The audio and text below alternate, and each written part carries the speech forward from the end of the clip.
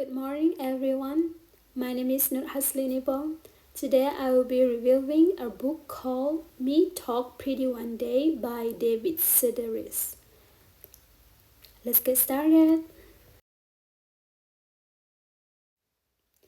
It is published in 2000 and also a best-selling collection of essays by American humorist David Sedaris. The book is separated into two parts.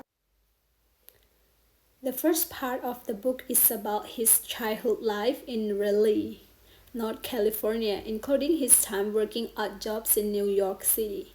And the second part is about Sedaris' life after his move to Normandy, France. Here is the overview. Me Talk Pretty One Day is a collection of essays about the everyday life of the author. The book's first essay details his upbringing in North Carolina. As a child, he lives with his father, mother, and sisters. The opening essay recounts the time he is forced to see a speech therapist in the 5th grade. Every Thursday, Miss Sampson, the therapist, takes him out of class and brings him to her office, where she tries to train him to banish the lisp he has been saying the letter S. Sedaris hates this, partially because he's one of the few boys in the school who need speech therapy. He senses that the teachers might as well refer to them as the future homosexual of America. Thinking this way, he wonders if his teachers are also capable of identifying the future alcoholic or depressives in their classroom. Defying Miss Sampson, he starts avoiding all S words, using elaborate synonyms. A strict woman, Miss Sampson disliked this, but nothing she does gets Sedaris to stop. At the end of the year, she opens up to him and speaks emotionally about her failure as a speech therapist and about her depressing life. Seeing this, Sedaris tells her that he is sorry. She starts laughing triumphantly, informing him that she tricked him into using an S. At another point in his childhood, as outlined in Giant Dreams, Midget Abilities, Sedaris goes with his family to a jazz concert. His father, Lou, is obsessed with jazz, always forcing him and his sister to listen to his record collection. In another life, Sedaris thinks his father would have made a good musician. He never pursued this dream though. He decides after the jazz concerts that Sedaris and his sister should start a family band. None of them are interested, but Lou signs them up for lessons, forced to learn the guitar. Sedaris finds himself sitting in a small room with an instructor named Mr. Mancini. Mr. Mancini is a little person though. Sedaris referred to him using the pejorative, politically incorrect term midget. Sedaris makes no effort to learn guitar, finding himself more fascinated by Mr. Mancini than by the instrument. When Mr. Mancini advised him to give his guitar a name, he decides on, but Mancini says it has to be a woman's name. Eventually, he decides to show Mr. Mancini a routine he has developed on his own, which involves singing commercial jingles he's heard on TV. In response, Mr. Mancini thinks the risk is coming on to him and asks him to leave, saying he doesn't swing that way. After this, Sedaris tells his father that Mr. Mancini said his fingers are too small to play guitar, and he never returns for another lesson. Sedaris' relationship with his father is a thread that runs throughout Me Talk Pretty One Day. As Sedaris outlines his father's idiosyncrasies in essays like Genetic Engineering, in which he described his father's obsession with mathematics and technology, As an engineer at IBM, his father often speaks at length about the future of computers or about other topics that bore Sideris. He even pursued this conversation with Sideris when they are on vacation in a beach town, where his lecture about estimating the number of grains of sand in the world attracted nearby fishermen who ironically asked him to calculate the cost of land they had to give up when rich families came to the beach town and turned it into a vacation destination. Failing to register their facetious tone, Lou delightedly set to work trying to answer the question. Later, Sideris goes to college and decides to be an art major because he wants to be as artistically talented as his older sister Gretchen. However, he shows little talent, so he transferred to another school and tries a different discipline within the arts. When this doesn't prove successful, he dropped out and moved into an apartment in Reveiw, where he developed a taste for math and conceptual art. Falling in with a group of experimental artists, he scoffs at art that isn't avant-garde, claiming to be anti-established, when in reality he and his friends are mostly interested in taking drugs and making things that even they don't understand. Surprisingly, his work is accepted by a local museum. But this embarrasses him because his friends resent his success, claiming he sold out. As time passes, he develops an interest in bizarre performance art. During one of his final shows, an audience member heckles him, poking fun at the loftiness of his absurd display. Sideris realized the voice belonged to his father. By the end of the show, everyone thinks his father is part of the performance, and they compliment him on his wit. This frustrates Sideris, and when he later runs out of drugs because his dealer goes to rehab, he gives up performance art.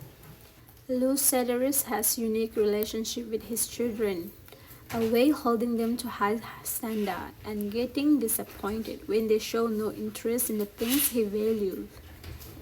In You Can't Kill the Rooster, Sideris described the beautiful relationship with Sideris' youngest brother, who calls himself the Rooster. Lou has high hopes for the rooster because none of his other children have fulfilled his dreams. The rooster, however, has no intention of following his father's plan, and his personality is in direct opposition of Lou's. And yet, this doesn't bother Lou. When the rooster called his father bitch, for instance, the old man simply smiled. Observing this relationship, Sideris and his sisters are baffled that the two men get along so well, but Sideris recognizes a tenderness running between them, a tenderness that transcends the fact that the rooster doesn't live the life Lou originally wanted. In terms of accomplishment, Sideris interrogates his own working life and learning curve, in which he is hired as a writing professor despite his lack of experience. At first, he focuses on nothing but what he will wear, but he soon realizes that he also needs to think about how to fill up class time. So he starts watching soap operas with the students under the pretense that this will help them learn to write. When an older student furiously asks why he is qualified to critique one of her essays, he finds himself at a loss for words. After a moment, though, he realizes what he needs to say. I'm the only one who is paid to be in this room. This seems to work. But then the student asks how much he earns, and when he answers, the students unite with each other for the first time all semester, loudly laughing in the unison. Later in life, Sideris moves to New York City and lives in a small apartment. He strolls through the city in the evening and peers into the window of townhouses, wishing he could live in such beautiful buildings. When he gets hired as a personal assistant to a rich woman named Valencia, he's delighted that he can spend several days a week in her house. But the job soon gets old because Valencia annoys him by pretending to be poor. She haggles over prices and tries to underpay people who need the money more than she does. In keeping with this, the risk wage is much less than it should be, but he puts up with her because he doesn't feel like finding a new job. When a group of movers comes to move some furniture from her house down to a friend's apartment, though, they offer Cedric a job, and he accepts it, riding away with them in their truck. He realizes that this is where he belongs, in a crowded vehicle with kind people, not in a beautiful townhouse with mean-spirited rich people. While living in New York City, Cedric meets Hill, a man who lives in a nice apartment and owns a small house in Normandy, France. This interview, Cedric who start dating him and eventually visit France for the first time without knowing the language. On that first visit, outlined in See You Again Yesterday, he only knows how to say bottleneck and he say it whenever he meets. The next time though, he tries to acquire a few more words and his process continues on each subsequent visit. At this point in the essay collection, Cedric devotes himself to chronicling what it's like to live in France as an American, especially when he and Hugh moved to Paris for several years. In addition to examining cultural identity, Cedric thinks about the ways in which intelligence impacts his sense of self. In the essay 21 Down and Smart Guy, he reveals his fear that he's unintelligent, making it clear that he wants to be seen as a genius who can easily complete crossword puzzle and has a high IQ. Unfortunately for him though, he isn't particularly gifted at crossword puzzle, and when he and Hugh take an IQ test, he discovers that he is practically an idiot.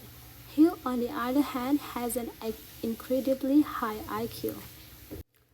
A fact that himself trying to console him, Hill tells him not to take his score to heart, adding that Cedric is perfectly good at a number of things, including vacuuming and naming stuffed animals. There might be other things Cedric is good at, Hill offers, saying that he needs time to think of what exactly these things are. All in all, Me Talk Pretty One Day shed light on the little details of everyday life, highlighting strange encounters Cedric had in a number of different contexts. Accordingly, there are too many small interactions laid out in the book to mention here.